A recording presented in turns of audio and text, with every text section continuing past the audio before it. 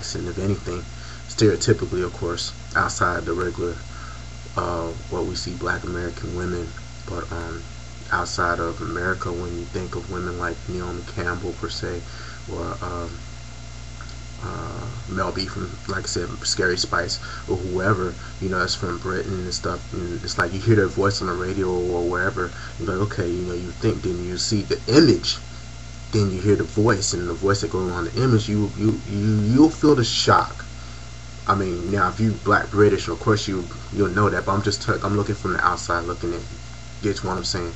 But my whole point is basically I do admire black British people, and like I said, myself, I've always been curious, not just with black British culture, with other blacks around the world. Actually, I kind of did research my own. I'm still kind of doing research for my own, just for my personal hobby, of course. On, like I said, on curiosity, what motivates them? What's their history like? Did they have a civil rights movement? Did they have contributors to society? Did they have your what we call your I don't even know what the word to say is, but I'm pretty sure you have your Malcolm X's, your MLK's, your sports pioneers. I'm pretty sure the black British has their fair share of the contributors and stuff. And like I said, I've been somewhat aware of black British culture, and I'm still trying to figure out what defines black British culture. Actually, I think there's a lot of similarities with American culture, black American culture, especially because the fact that, besides the slavery and other historical things, it's just that they were black. And culturally, when black people in an area for a while, you develop your own type of identity, and that's actually I was kind of looking for when I first started got curious about black British culture. Do you have, when I started hearing stuff about Afro-Caribbean and African things, I was like, okay, are they talking about the same? It sounded like they're talking about two different people or the same people. And, after a while, I started talking to a couple British friends. They was like, well, yeah, there's a lot of conflict between African and Caribbean Britons or Britons, and I was like, oh really? And some people brought up some examples, and some, it's a lot of similarities, but there's still differences between each other, along with the other racial and ethnic cultural elements. You got the East Indian people and Asian people, or actually I think y'all call them Asians. We call them Indians over here. Y'all call them Asians over there. But correct me if I'm wrong, but a lot of words, a lot of different things, like we call soccer, y'all call football over there, but hey, it's all gravy. But like I said, I do admire that. I think a woman with a British accent is kind of sexy. Actually, I think, here I go saying it again, yeah, Mel B today, after seeing pictures of her today and seeing her on TV today, she looks a lot better. Maybe it's just me. You might think I'm crazy or something, but she's much sexier now than she was 10 years ago. I'm still thinking, I can't believe Eddie Murphy. Nah, I don't know. I'm just me being crazy. But no, I do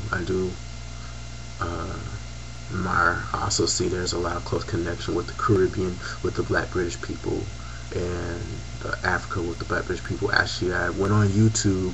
I can't remember the name of it off the top of my head, but I was told a place called Brixton, which is somewhere in London. I don't know if it's actual city or actual district or whatever. It's supposed to be kind of like the Harlem for Britain. Now, if I got that wrong or right or whatever, please let me know. Send a reply.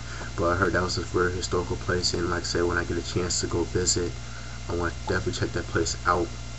And also, I was told that a lot of black Americans had somewhat contributed to black British culture, directly or indirectly. I don't think it had necessarily to do with British culture, but I know Josephine Baker had a lot to do with, from pop culture standpoint, and I'm not sure in Europe, but I know in France, because I know she spent some time in France. But like I said, I don't know too much about Josephine Baker either. I just know she was an entertainer, and I know a movie was done about her and stuff. But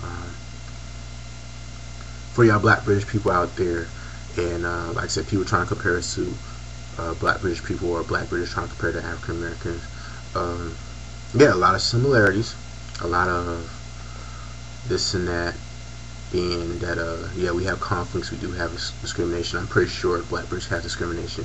I do listen to your program you have on BBC Radio, one of your radio stations. I don't know the name of the program, but I know it comes on like on Sundays or something like that. And what's her name, Valley Fontaine? Yeah, I do listen to it time to time. You do have your black intellectuals, your black left, your black right. Y'all talk about black issues, or y'all talk about whatever comes on top of the head.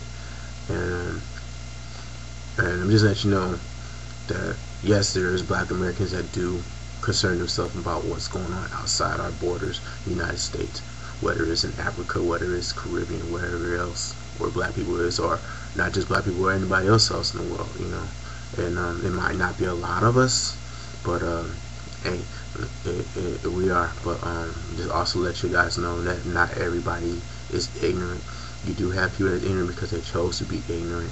They chose not to value themselves or value their knowledge or educate themselves on other cultures.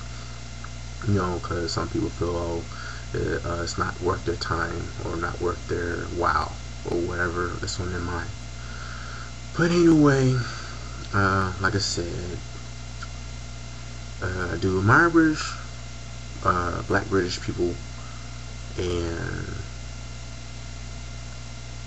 Mel B sexy, Young Camel sexy, and the Black British people keep representing. I know, yeah, that's right. Y'all got Lennox Lewis too. He like drinking tea. That's what I heard. But there's nothing wrong if you want to be, you know, like drinking tea. I don't see a problem with that. You know, there's Black people that talk very well. They get fun of because they talk white or whatever. There's nothing wrong with that. They don't want to sag their pants. I don't sag my pants. You know, I wear baggy clothes, but doesn't mean I sag my pants. You know, there's some guys, you know, they want to dress, you know, conservatively. That's fine.